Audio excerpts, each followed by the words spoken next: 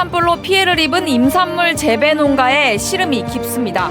송이를 포함해 대부분 작물이 사라져 생계를 걱정하고 있습니다. 코로나19 신규 확진자가 또다시 역대 최다 인원을 경신했습니다. 보건당국의 최고 예상치도 넘어섰습니다. 새 정부 출범을 앞두고 고성군이 남북관계 변화에 촉각을 세우고 있습니다. 평화사업의 지속 여부도 관심입니다. 이번 지방선거에서 강원도지사를 새로 뽑게 되면서 정당별 공천 경쟁이 뜨겁습니다. 국민의힘은 반드시 탈환한다는 각오입니다. 안녕하십니까. 뉴스데스크 강원입니다. 울진 삼척 산불로 송이 채취 농가들이 큰 피해를 입어 생계가 막막하다는 소식 전해드렸습니다. 송이뿐만 아니라 산지에 있는 임산물들이 모두 타버려 농가들의 속이 타들어가고 있습니다. 배현한 기자가 보도합니다. 송이 버섯을 따던 소나무 숲이 잿더미로 변해버렸습니다. 깊은 산속에 자리 잡고 있는 밭들도 모두 형편없이 타버렸습니다. 두릅밭도 오가피밭도 모두 마찬가지입니다. 72살의 배선희 씨는 이번 불에 아내와 함께 40년 넘게 직접 갖고 온 산이 쑥대밭으로 변해 속이 타들어갑니다. 당장 수입원이 모두 불에 타버려 노모와 어떻게 생활해야 할지 큰 걱정입니다. 어머니 모시고 이제 또 내가 먹고 사는 게 그게 좀 힘드죠. 현재 뭐 나와야만 먹고 사는데 이런 나물에서 나와야만 이걸 요만큼에서 가져 시장에 가고 장인들한테 가서 팔아서 돈 한번 받아가지고 뭐를 안 먹는데 지금 그게 하나도 없었어. 이제 앞으로 살아나갈 일이 그게 제일 힘들어요. 73살의 김종철 씨의 사정도 비슷합니다. 동해시 북곡동과 만우동 두 곳에서 눈개 승마와 엄나무, 산나물 등을 재배했는데 이번 산불을 피하지 못했습니다. 피눈물 나는 고생을 했습니다. 이 임산물은 내 자식처럼 내가 참 그걸 해왔는데 하루아침에 산불로 이래가지고 다 잃어버리니까 자식을 잃어버린 마음이고 정신적으로 어떻게 얘기를 다 못하겠습니다. 이처럼 산불의 작물밭들이 엄청난 피해를 입었지만 언제 다시 수확을 할 수 있을지 막막한 상황입니다. 당장 불탄 산을 정비하는 것도 쉽지 않고 작물을 다시 심는다고 해도 적어도 5년 정도는 수확을 할 수 없기 때문입니다.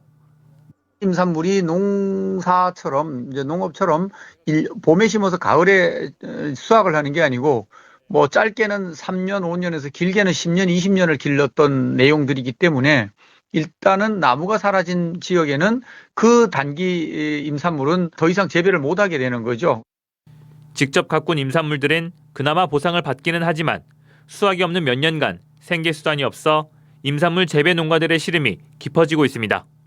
MBC 뉴스 배현환입니다. 울진 삼척 산불과 강릉 동해 산불의 피해 복구와 이재민 구호 목적으로 기탁된 성금이 현재까지 400억여 원에 이르는 것으로 집계됐습니다. 기탁 성금은 전국 단위 재해구호협회에 400억여 원, 강원도 공동모금에 15억 원, 산불 피해 지자체에 30억여 원이며 성금 모금이 마무리되는 이달 말까지 금액은 더 늘어날 전망입니다. 재해구호협회와 강원도 공동모금회는 산불 피해 지자체와 논의해 성금 배분과 지원 방식을 결정할 계획입니다. 3년 전 속초 고성 산불 때에는 국민성금 560억여 원이 모아졌습니다. 어제 도내에서 14,320명의 신규 코로나19 확진자가 나오면서 또 역대 최다를 경신한 가운데 오늘은 오후 6시까지 1,265명이 확진됐습니다. 시군별로는 원주 2,943명, 춘천 2,421명, 강릉 1,621명, 속초 423명, 동해 250명, 삼척 232명, 고성 209명, 정선 188명, 태백 159명, 양양 125명 등이며 누적 확진자 수는 26만 1,930명입니다. 강원도는 1일 확진자 수 정점으로 12,000명대를 예상했지만 어제 기록된 최다치는 이보다 2,000여 명 많았습니다. 고성군은 북한과의 접경 지역으로 지금까지 남북 관계에 따라 지역 경제가 흔들리는 경우가 많았습니다. 특히 남북 관계 개선을 전제로 추진하고 있는 각종 사업들이 많아 새 정부 정책과 대통령 당선인 공약에 촉각을 곤두세우고 있습니다. 김인성 기자입니다. 1998년 금강산 관광이 시작된 뒤 고성군은 전국에서 몰려든 관광객들이 성황을 이뤘습니다. 하지만 2008년 금강산 관광이 중단되면서 지역 경제가 무너졌고 14년이 지난 지금까지도 회복되지 않고 있습니다. 지난해까지 고성군은 남북 관계의 회복을 전제로 한 다양한 사업을 추진해 왔습니다. 남고성의 건봉사와 북고성의 유점사를 잇는 순례길 조성과 남북이 공동 개최하는 마라톤 대회는 통일부의 승인까지 받아 추진됐었고, 평화의 바다라는 이름이 붙었던 남북 공동 어로 사업, 북한 옥류관의 남한 분점 유치 등의 10대 사업이 추진되고 있었습니다. 최근 대선 과정에선 윤석열 당선인이 평화고속도로라 이름 붙인 동해고속도로의 연장과 접경지역 군납 조달 지역 우선 체계 유지 등을 공약해 기대치를 높이고 있습니다. 국방부가 경정 입찰로 한다고 하니까 우리 농가가 많은 피해를 안고 근심 걱정이 태산입니다. 대통령께서 공약하신 군납 납품 체계에 대해 신속히 이행해 주시오. 윤 당선인은 북한의 핵 개발 중단과 국제 핵 사찰 등을 전제로 남북 관계 개선에 나서겠다고 밝힌 바 있습니다. 북한이 저런 핵 개발만 중지하고 국제 핵 사찰을 받으면 저는 대한민국의 정부를 책임지는 사람으로서 대북 경제 개발 기금을 만들고 고성군은 이번에 출범하는 보수 정부가 그동안 추진해온 다양한 남북 협력 사업들을 계속 이어갈 수 있도록 분위기를 만들어주길 바라고 있습니다. 남북관계의 호전에 따라서 그 효과가 훨씬 커지는 그런 사업들이 좀 줄을 이루고 있고요. 새 정부에서 잘 진행되게 한다면 우리 고성군이 평화와 경제 그리고 관광의 어떤 중심 메카로 출범 4개월 만에 금강산 관광이 중단됐던 이명박 정부. 임기 내내 불편한 남북 관계가 이어졌던 박근혜 정부와는 달리 새로 출범하는 윤석열 정부는 남북 관계를 개선시키고 선거 과정에서 약속했던 사업들을 잘 추진해주길 고성군에서는 기대하고 있습니다. MBC 뉴스 김인성입니다.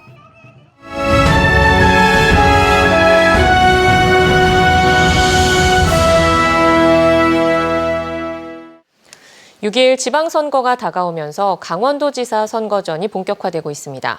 국민의힘에서는 지금까지 2명의 후보가 공식 출마를 선언했는데 대통령 선거의 승리를 도지사 선거에서도 이어가겠다는 각오입니다. 백승호 기자입니다. 6월 지방선거의 최대 격전지는 강원도지사 선거입니다. 국민의힘은 이광재 전 지사부터 최문순 도지사까지 내리 4번이나 도백자리를 내줬다며 이번 선거에서 서륙을 단단히 벼르고 있습니다. 지금까지 출마 의사를 밝힌 국민의힘 후보는 황상무와 김진태 2명입니다. 황상무 전 KBS 앵커는 정치 신인이지만 윤석열 당선인의 토론 책임자였던 중앙정치 무대 경력이 무기입니다. 새 대통령과 함께 강원도를 새롭게 바꾸겠다며 규제 완화와 강원도 방문객 2억 명 시대를 약속했습니다. 특히 IT 기업 대표로도 일했다며 첨단 무공해 산업을 유치하고 청년들이 창업을 두려워하지 않는 산업 생태계를 공약했습니다. 도민들의 이익을 보장하고 권리를 되찾도록 할 것입니다. 지역의 재생 잠재력을 높여 소멸의 땅을 희망의 땅으로 만드는 일을 하겠습니다. 김진태 전 국회의원은 대선에 이어 강원도정까지 교체돼야 진정한 정권 교체가 완성된다며 출사표를 던졌습니다. 불의와 불공정을 강원도에서 뿌리 뽑겠다며 자신이 적임자라고 강조했습니다. 그러면서 강원도 인구가 200만이 되는 강원 시대를 열고 최하위인 교육 경쟁력 회복을 공약했습니다. 또 윤석열 당선인 공약과 같은 경제특별자치도 설치와 규제 없는 강원도를 약속했습니다. 기업이 들어오고 사람이 늘어나는 강원도 만들겠습니다. 청년들이 고향을 떠나지 않고도 일자리를 얻을 수 있게 하겠습니다. 황상무와 김진태 두 후보들은 춘천 레고랜드의 불공정 계약 문제와 평창 알펜시아 헐값 매각, 방치된 올림픽 유산 등을 지적하며 지난 12년 동안의 최문순 도정을 비판했습니다. 지방선거까지 남은 2달여 국민의힘 강원도지사 후보군으로 전현직 국회의원 등 네 5명이 더 거론되고 있습니다. 국민의힘 강원도지사 공천은 중앙당에서 진행합니다.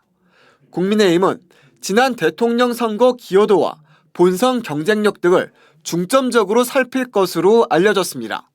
MBC 뉴스 백서호입니다.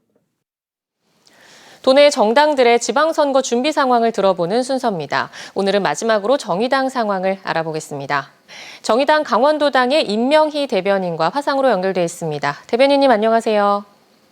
네, 안녕하세요. 반갑습니다. 네, 지방선거 준비로 많이 바쁘실 텐데 오늘 시간 내주셔서 고맙습니다. 먼저 대선 결과와 이번 선거에서 나타난 강원도 민심을 어떻게 보시는지 궁금합니다. 네, 이번 강원도민의 선택은 정권 교체에 대한 열망이 그 어느 때보다 좀 컸다고 판단하고 있습니다. 문재인 정부에 대한 심판, 그리고 정의당이 대한 세력으로서 충분히 역할하지 못한 부분에 대해서 반성하고 또 앞으로 다가올 지방선거에 대해서 이런 부분을 보완해서 더 선거에 열중할 예정입니다. 그렇다면 정의당에서는 이번 지방선거를 어떻게 준비하고 계신가요? 공천 절차나 앞으로의 일정 말씀해 주시죠. 예, 저희 공천 일정은 아직 선거구제가 확정되지 않았기 때문에 그 일정으로 인해서 3월 말 경우로 지금 미뤄진 상태이고요. 그에 맞춰서 현재 공천 심사 중인 단계이고요. 후보자 검증에 대해서는 그 어느 때보다 좋은 능력 있고 실력 있는 후보를 공천하기 위해서 심혈을 기울이고 있습니다. 이 후보자 공천이 무엇보다 중요할 텐데 중요하게 생각하는 점이나 부적격 기준 등에 대해 어떤 방안을 갖고 계십니까? 정의당에서 누누이 강조해 왔듯이 저희 후보자의 도덕성 검증에 대해서는 더 이상 논란이 되지 않도록 그분에 대해서 굉장히 집중해서 엄격한 심사를 하고 있고요. 도덕성 검증, 음주운전이나 이런 부분에 대해서는 당연히 걸러질 테고요. 또 정책 부분에 있어서 후보자가 얼마나 지방선거를 준비했는가 정책 부분도 검토하고 있습니다. 정의당 입장에서는 아직 도내 지방선거에서 기대만큼의 성과를 거두지 못하고 있는 것 같은데요. 강원도 표심 공략 방안이나 차별화 전략이 있을까요? 예, 요번에 출마하는 후보자 같은 경우는 춘천의 2명의 후보자들은 이미 출마 경험은 있습니다.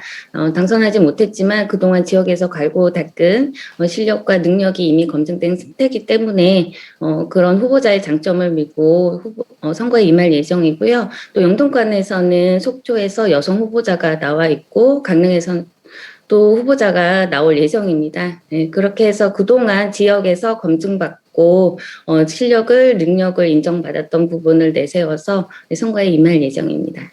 네, 마지막으로 지방선거를 앞두고 강원도민들께 전하고 싶은 말씀이 있다면 해주실까요? 예, 정의당에서 국외 해외 연수 문제라든지 도정에 관해서는 열심히 대응해 왔다고 생각합니다. 지역 현안에 대해서 무엇보다 가장 많이 관심을 갖고 준비해 왔다고 생각을 하고요. 우리 정의당 후보자들에 대해서 강원도민 여러분들이 관심 가져주시고 얼마만큼 준비된 후보인지 지켜봐 주시기 바랍니다. 네, 오늘 인터뷰 감사드립니다. 지금까지 정의당 강원도당의 임명희 대변인이었습니다.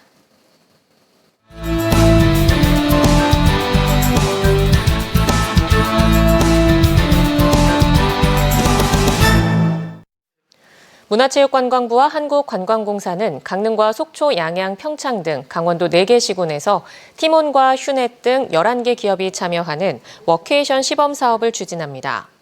일과 휴가의 합성어인 워케이션은 휴가지에서 원격 근무를 하는 유연 근무의 일종입니다. 시범 사업 참여 근로자들은 평일에 해당 지역 호텔 등 숙박시설에서 머물며 지역 공유 오피스에서 원격 근무를 하고 일과 후엔 자유롭게 지역에서의 각종 체험 활동을 즐깁니다. 동해시 어다랑이 도내 어촌 뉴딜 300사업 가운데 처음으로 준공을 앞두고 있습니다.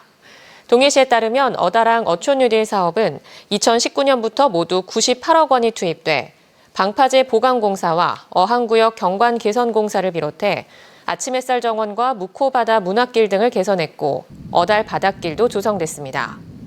어다랑 어촌 뉴딜 사업 준공으로 도제비골 스카이밸리와 해랑 전망대와 연계해 묵호와 어다랑 일원 관광이 활기를 띨 것으로 보입니다. 삼척시가 성남동과 사직동을 잇는 도시계획도로 개설을 위해 보상 작업에 착수합니다.